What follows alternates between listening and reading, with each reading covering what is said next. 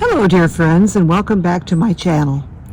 I am a big fan of the Norse pantheon, and I have been looking high and low for a Norse themed deck that was really excellent, and I have the Lay of Nine Worlds, which I really love. It's one of my top 10 decks, as a matter of fact. I recently included it in my top 10 deck video. But I've also seen some of these cards before on other channels, and this Norse Tarot really piqued my curiosity, and I thought it would be a great deck to add to my collection. So I got online and I found it. This is a deck and book by Clive Barrett. He's in the UK, and he's got a couple of websites. greenmangatekeeper.com. See. They've got a shop, apparently, inspired by the history, myths, and traditions of the land around us. Apparently they have a store in the UK. So you can hop online if you'd like to get this deck and find it on his website. And I'll also put a link in the description box down below. So I did order the book and the deck. This box actually is very nice for a flip-top box, very sturdy.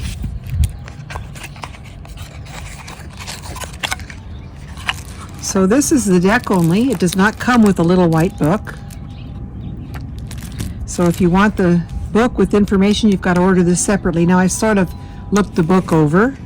I haven't read it too in depth. There's some information on the background to the Norse pantheon and Norse mythology, and they go through the major and minor suits. This is a Rider-Waite-Smith based deck. Then there's a table of correspondences. Let's see how that looks. Oh, okay, so it's got the major card and the attribution or symbolism. Oh, that's very nice. Runes. But the book in general has just some black and white pictures. There is a grayscale image of each card. And of course there's a lot more information for the majors, because they do go into the gods and goddesses and they give you information and stories. So just beyond a tarot deck, this is really nice if you're interested in Norse mythology, runology. Runes are in these cards. You may find this enjoyable, and it was not too expensive, surprisingly. I mean, very reasonably priced. So let me go ahead and get the deck open. We'll get a little closer. Ooh, I'm excited. I'm excited. These cards look beautiful. I can kind of tell even before I open them. They're not too thick, so I'm going to enjoy the cardstock. It's not going to be too cardboardy.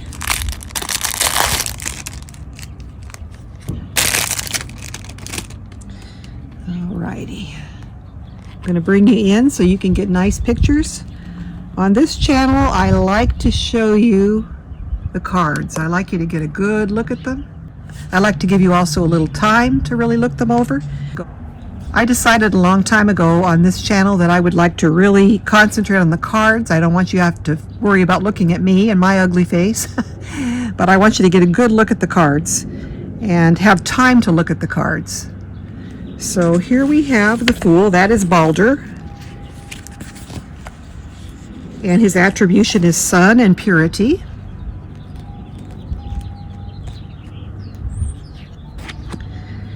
And of course this is Odin, the magician, and the attribution is knowledge, magic, and runes. So even though this deck does have borders, they're white, so they're not too annoying. And then there's a second border within the border, which has kind of this knot design, which I find is rather attractive.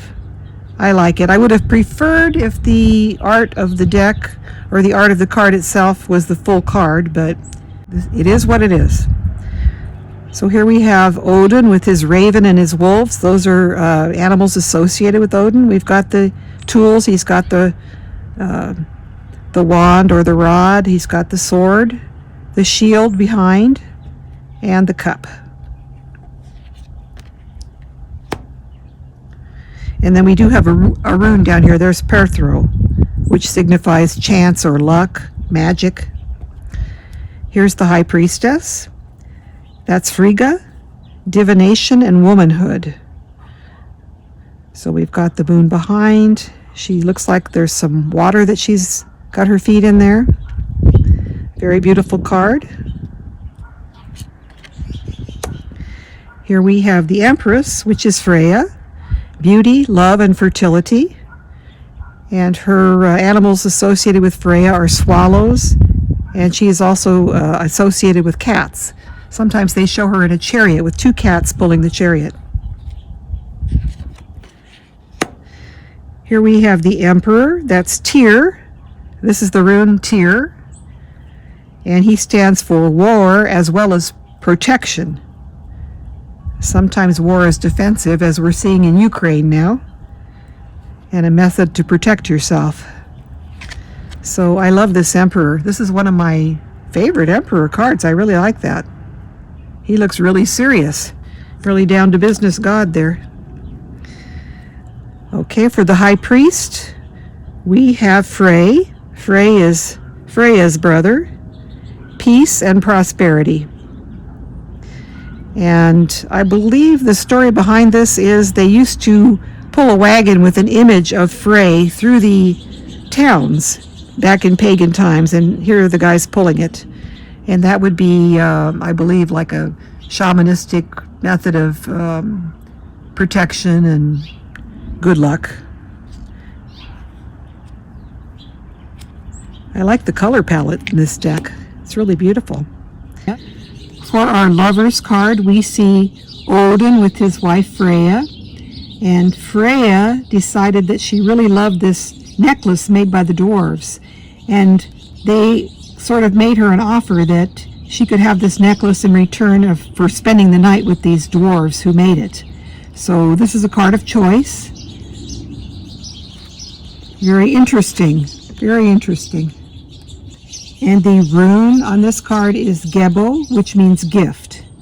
But it's not really much of a gift when it's got strings attached like that.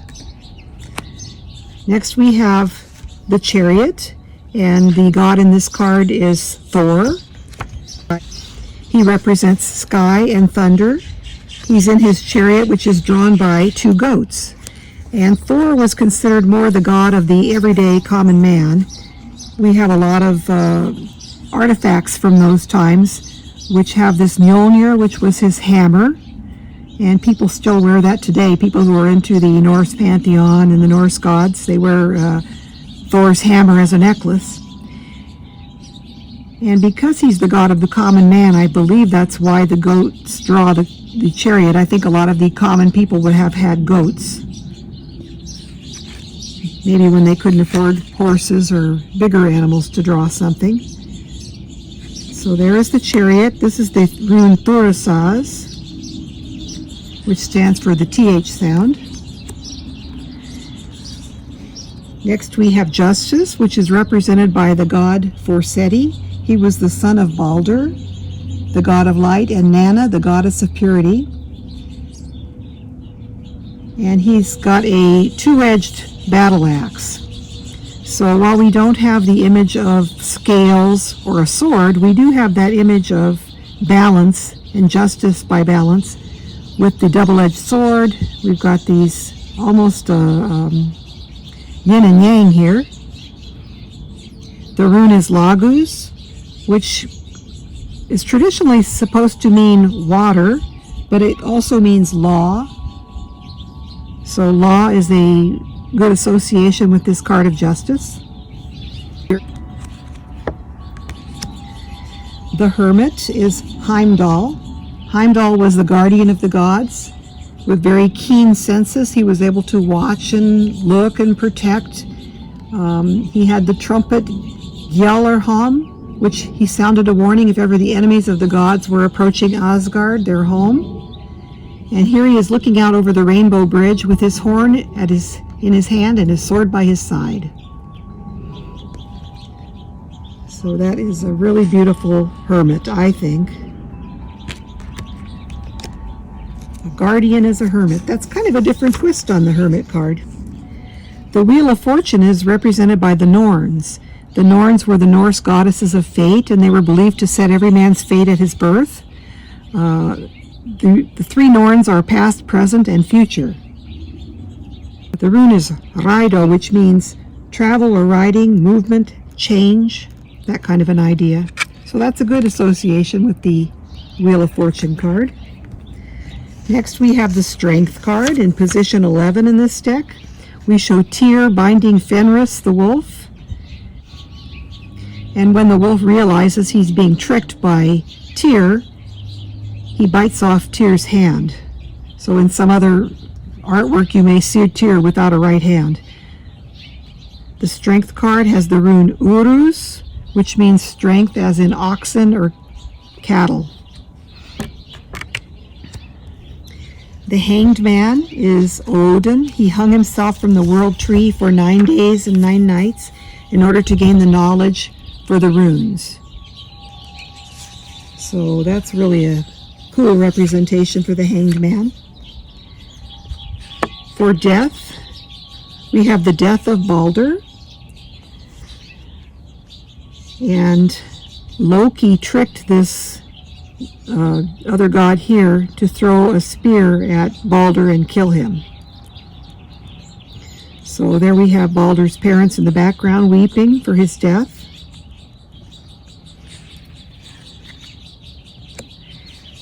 Next we have Temperance. Her mode, I don't know if I'm saying the name properly, but she rides to the underworld to try to convince Hel, the goddess of the underworld, to release Balder back to the realm of the living. So that is Temperance. The rune is Berkana or Beork, and that signifies spring or rebirth.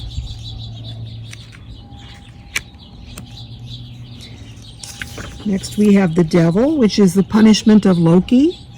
Loki's wife Sigyn sat by his side to catch the falling drops of venom until the end of time. But whenever she went to empty her dish, it was said the earth would quake as Loki writhed in torment. So that was how they explained earthquakes. The Tower card in this deck is depicting Ragnarok, or the end of the world, where the gods die. A very apocalyptic tale. Here we've got the Rainbow Bridge breaking up. So that's the Tower. The star does not represent any specific goddess. It's just sort of a generic star card. And the rune is Ken, meaning torch. A comforting hand, a positive thought, recovery, new relationships. So that's a really pretty star card. Then the Moon card, this gentleman here is the son of Mani, and Mani was devoured by the wolf Hati before the fall of the gods. So now Mani's son stands in his father's place. Beneath him the oceans begin to sway, tides fall upon the shore, and on the earth dark shadows hide secrets and rumors of imagined movement. It's a really neat moon card. And the rune is Asa, which means ice, winter, dormancy, delay, rest.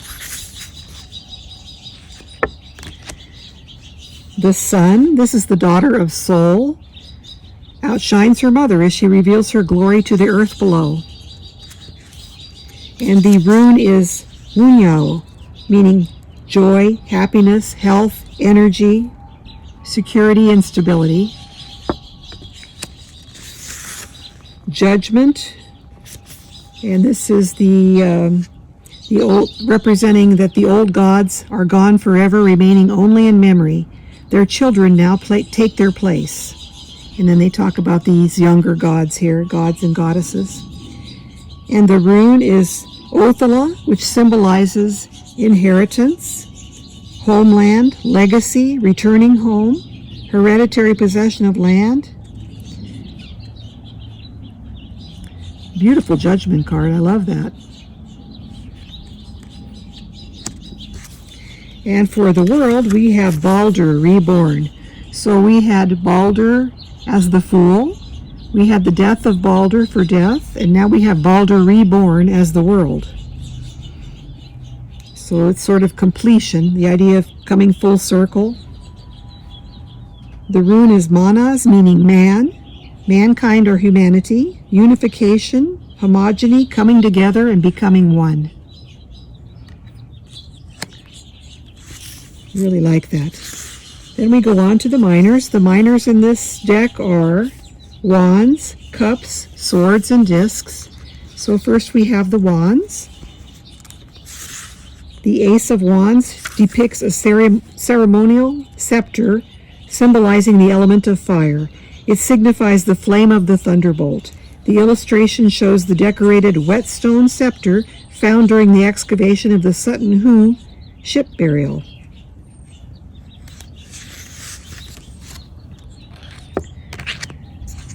Two of Wands. An explorer has traveled as far as the land beneath his feet will allow.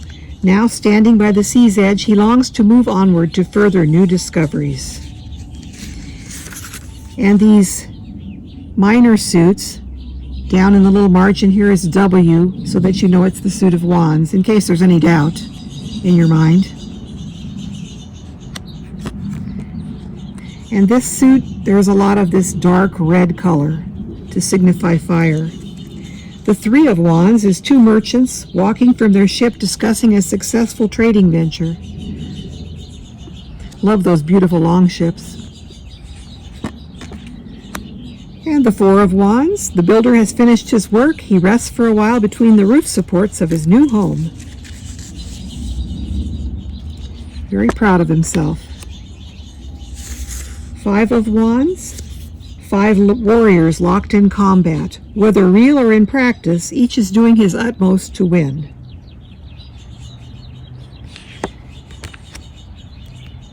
Six of Wands. Wow, I love that Six of Wands. That's beautiful. The Viking warrior stands at the prow of his ship surrounded by his followers. They are returning victorious from their adventures at sea. A shield divided into 6 segments, representing the sun in its fire aspect, hangs over the side of the ship. Wow, that is really a gorgeous piece of artwork right there. Absolutely beautiful. Seven of Wands. The warrior stands alone against his adversaries. Only his continued courage and strength saves him from being overwhelmed. Here's another absolutely spectacular Eight of Wands, where you normally see the 8 wands with the flying out into space type of an image. Here we've got a vessel. A small vessel travels in haste toward the shore, carrying the seafarers home. The men row hard with the promise of a speedy landfall.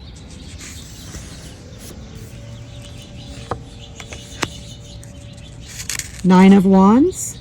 The warrior awaits his enemy, safe in the knowledge that he has the full backing of his family behind him. His position is secure. He really looks very confident. It's a really good Nine of Wands. 10 of Wands. A richly dressed merchant burdens himself with the menial task of carrying his wares. He should leave the job to his workers and occupy himself with affairs befitting his rank.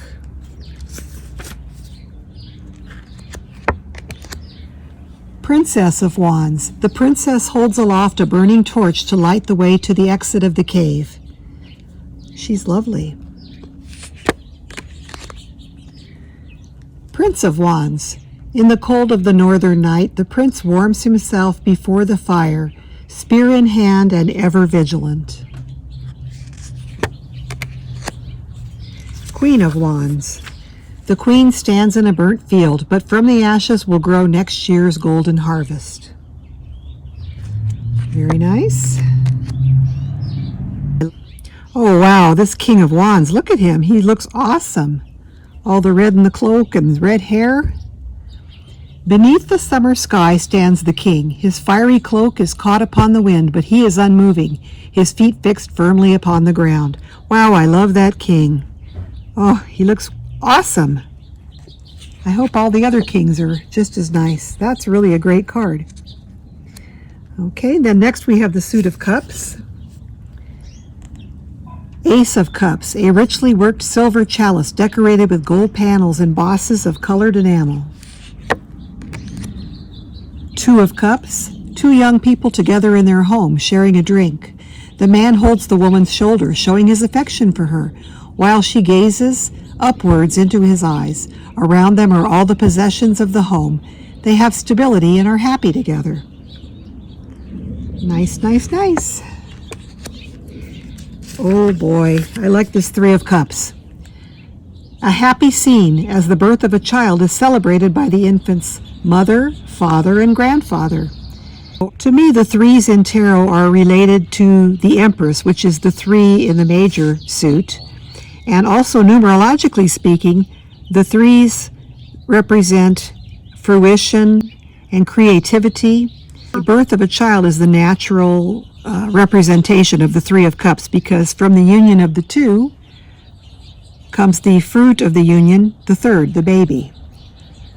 So that's really nice. Four of Cups. A young woman sits alone on the sand by the sea. The sky is blue. She has all that she could wish for, but she is unhappy and dissatisfied with her life. She sees herself in the position of the goblet she holds, empty and without hope, while she overlooks the three other goblets full of promise and possibilities. Five of Cups.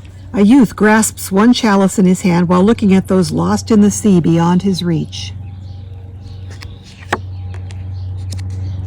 Six of Cups. The happy couple remember their own childhood as they proudly watch their two young children playing together contentedly. I just love the artwork in this deck. Seven of Cups. Look how great this is. They're little gnomes or dwarves or elves, but yet they're not childlike. It's mythological looking artwork. I really love it. The man wakes in the night to be confronted by three dwarves bearing gifts. Is he dreaming or are they real?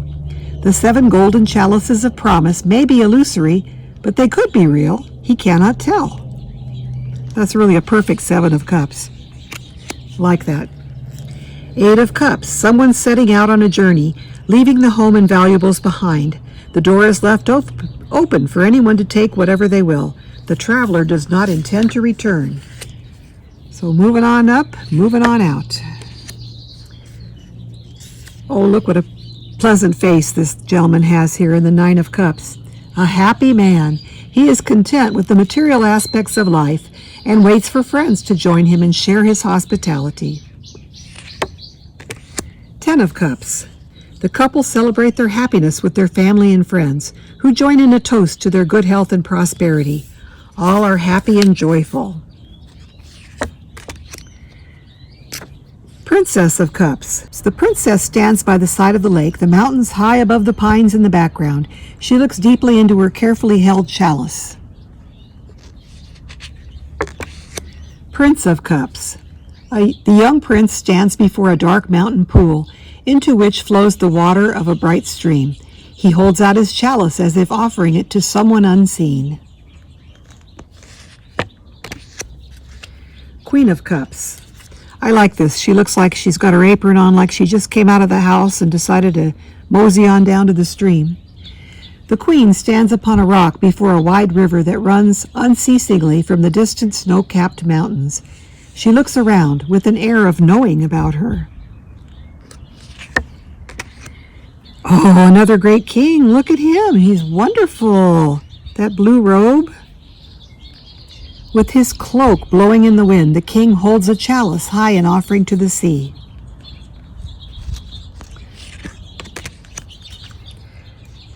Now moving on to the suit of swords. Ace of Swords. A strong bladed sword of the type used by the warriors of Northern and Western Europe during the period of Viking activity. The interpretation is a new start or plan, new ideas, triumph of intellect, change of ideas, progress. Two of Swords. Two opposing warrior chiefs put aside their swords and disagreements to join together in a game of chess. The game may be played for enjoyment, or it may be to settle their differences without resorting to arms. Much better system than going to war, so I like that. Three of Swords. A battle is to be fought and the men are called to arms. The head of the family and his sons take up their swords and prepare to leave. But his wife fears that her youngest son is too young to fight, and she begs him not to go. Four of Swords. The man rests in his bed. He is recovering from wounds received in a recent battle. Soon he will be well again, and he looks forward to renewed activity. So he's just on a little break there. He'll be back to action soon. Five of Swords. In the background, people helplessly watch their homes and possessions burning. As the smoke rises in the air, their oppressors move onwards. Six of Swords. A woman, aided by a cloaked figure, boards a ship preparing to sail. Upon the quay, 5 swordsmen look down. Leaving your troubles behind. Flight from danger. Here's an interesting card because we haven't seen any other cards with dragons in them, so this is kind of neat. This is the 7 of Swords. Within the dragon's lair, the man moves with stealth. He has found what he seeks, and now he must make good his escape before the dragon wakes.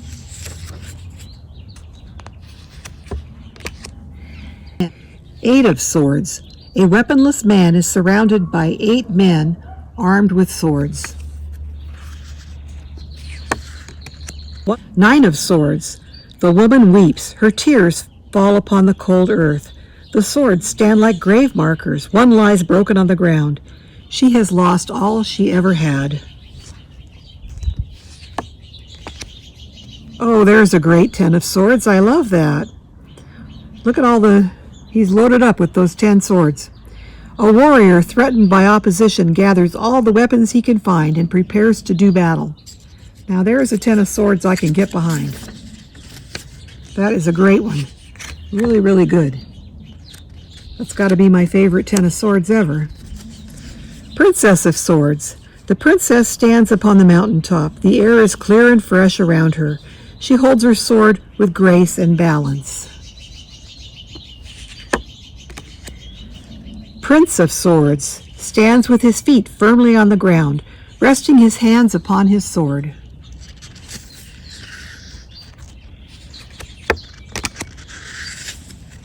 The Queen of Swords stands in a field of wheat. The grasses blow gently in the breeze, and she holds her sword casually with both hands. Very confident, self-assured, even-handed lady there. I really like her. Oh, there's another great king, the King of Swords. Oh, look at his posture. I like that. Sitting upon a rock with his cloak wrapped around him, the king looks into the distance. His mind is on many things, yet he is ready for action at a moment's notice.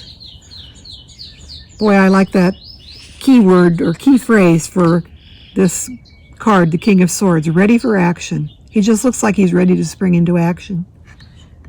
Very cool. And on to our final suit here, the discs, the Asa Discs. A disc of interlacing birds and animals. There are 12 dog-like creatures in 4 groups of 3, chasing their own tails. The dogs represent the 12 months of the year. The 4 groups are the 4 seasons. The 8 birds represent the 8 worlds that surround Middle Earth, the world of humanity. Pretty cool. 2 of discs. The woman provides a meal for her father and her son.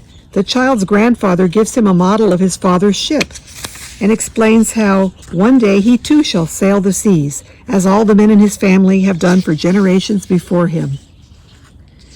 And the interpretation for this card is change combined with stability, natural fluctuations in fortune, balance and continuity, and the passing on of responsibility. I like that.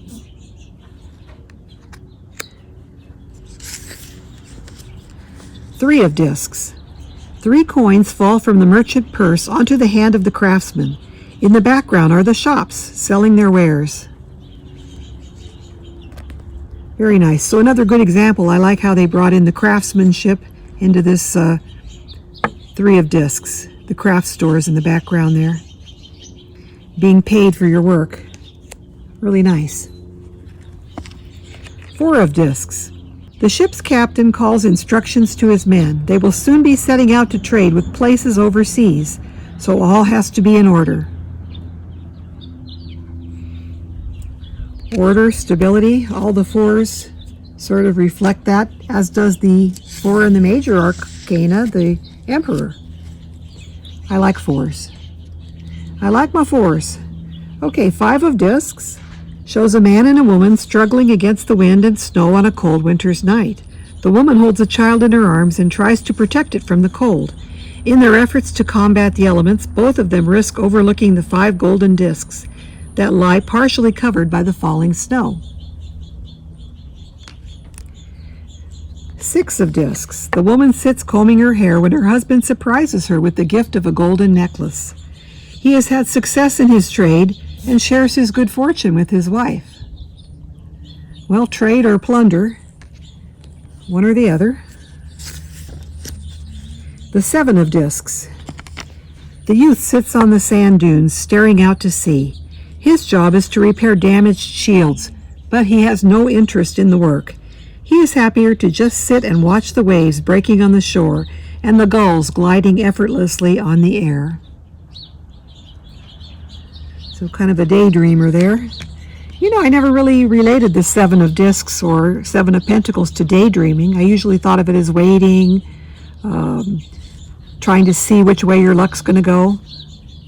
But daydreaming is kind of good too. Kind of a good interpretation, keyword.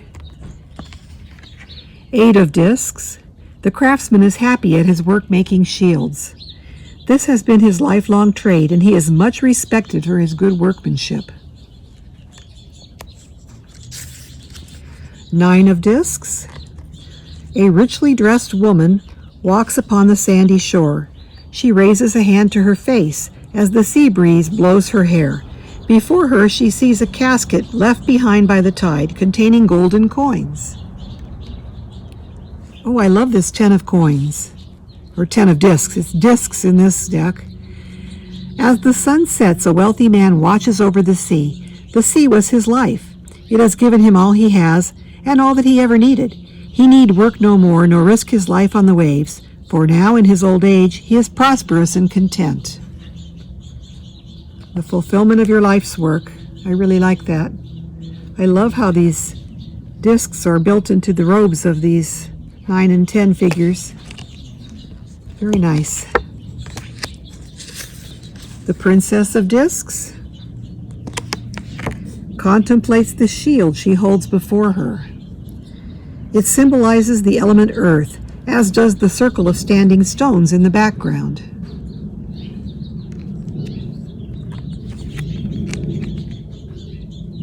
The Prince of Discs is dressed in the earthy colors of green and brown. Over his shoulder is his shield representing the element of earth. Behind him are the stone remains of a burial mound, the last resting place of mankind.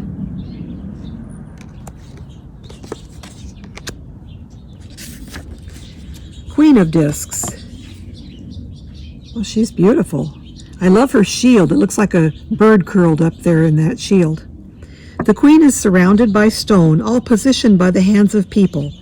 Behind her, a hill is surmounted by 3 standing stones. Her color is green. Yes, it certainly is. She's great. Oh, this is another awesome king. Look at him. Look at him. He's kind of like a green man, only he's a brown man. I like that shield covering his face. The king holds his shield high above his head. Behind him, a rocky outcrop has become overgrown with grass and trees. And the interpretation for this card is a reliable man, both steady and methodical, cautious, taking time to come to a decision, patient. So that concludes our look at the cards. Here are the card backs. Really beautiful. I love the motif. I love the colors. I am really happy with this deck. I love all the cards. I love the artwork. I love the color palette. I like the cardstock. It's a little stiff, but I think with time it'll loosen up. See, it's sort of a bit, so that's not good.